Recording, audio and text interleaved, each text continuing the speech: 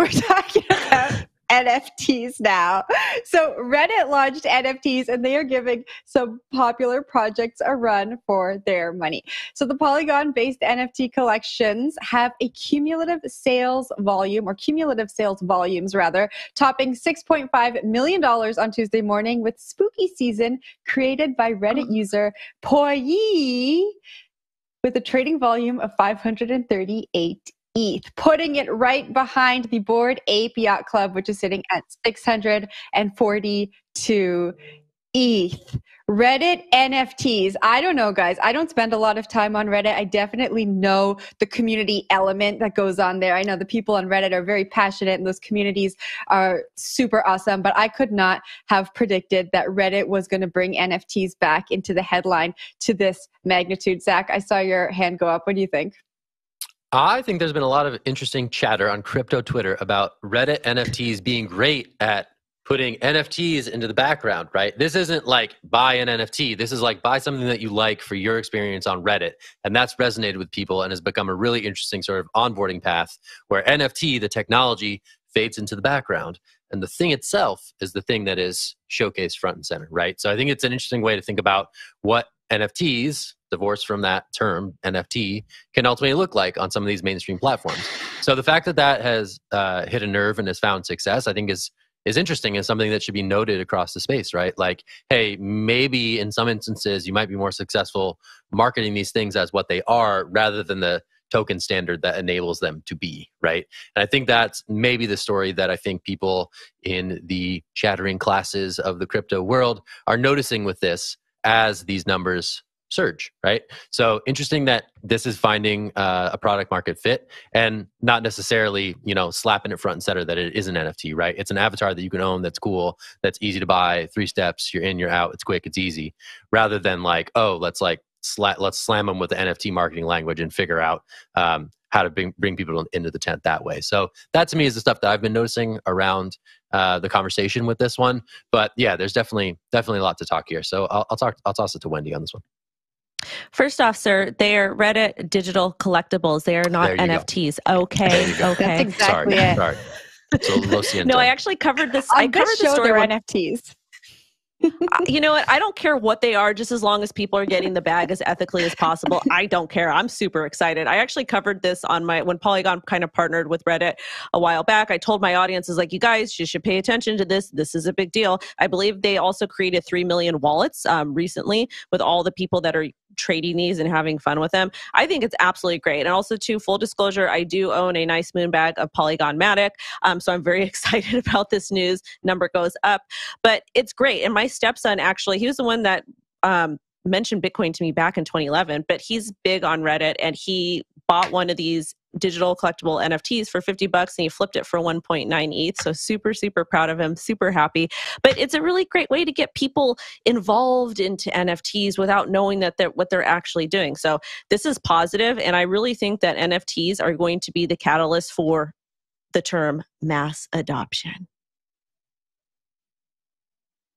I'm with you, Wendy. Interesting takes. Yeah, I'll toss it to you, Will, and then I'll say what I think. Thank you, Jen. No, I actually have a limited take on this one. Don't have much on it.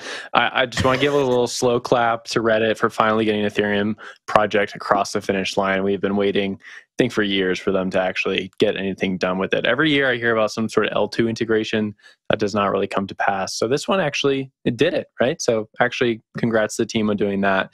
In terms of adoption, I do think like Reddit has a huge user base.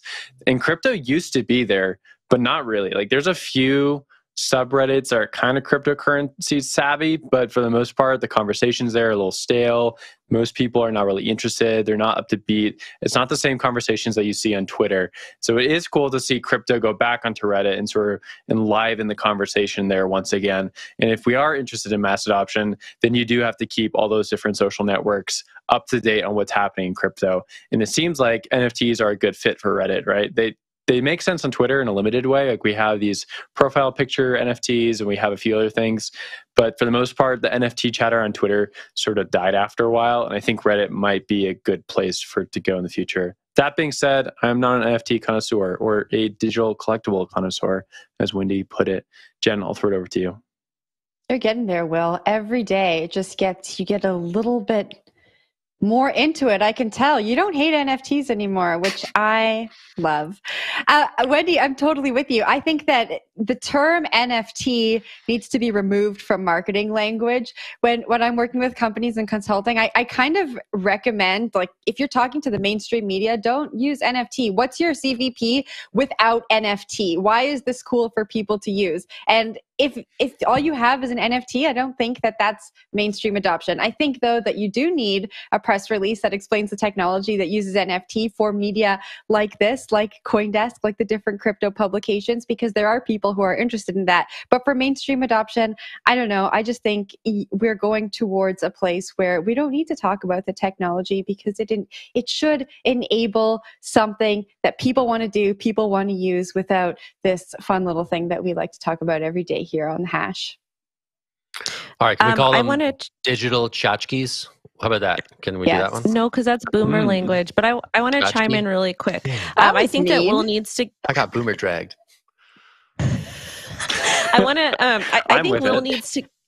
I think Will needs a counterparty NFT, because I feel like those are more Bitcoin-esque NFTs. But anyways, but Jen, I was actually going to disagree with you, but then the way that you phrased it made perfect sense, because let's face it, when we talk about technology, like when we talk about using our cell phones, or we talk about like buying TVs, we don't know how these actually work. And I think that you're right. Digital collectibles sounds a lot more friendly. Me, myself, again, I put myself through community college by selling used goods on eBay. So the flipping of items that have value makes sense to me. And I think that most people feel the same. We see a lot of people, especially now with this recession, flipping secondhand goods on like Craigslist or OfferUp or Poshmark, like wherever there's an online market. So I feel like calling these digital collectibles is something a lot more user friendly. And then of course, when you're doing the consulting, like have the team or whomever, explain what the technology is, NFTs, even though the term NFT is short for non-fungible token, it's still a little bit off-putting because of mainstream media, et cetera. But Will, I think your hand went up. You guys got to pick the words you want. First you like Web3, then you don't like it. You want to use NFT. Now it's too old, and you want to use digital collectible. You guys? You got to pick something. Is it us? Me and Wendy? You two on the right side of the screen. Wendy and Jen. Tchotchkes. We're going with Tchotchke. Yeah, we're keeping it boomer over here. Just how it is nowadays.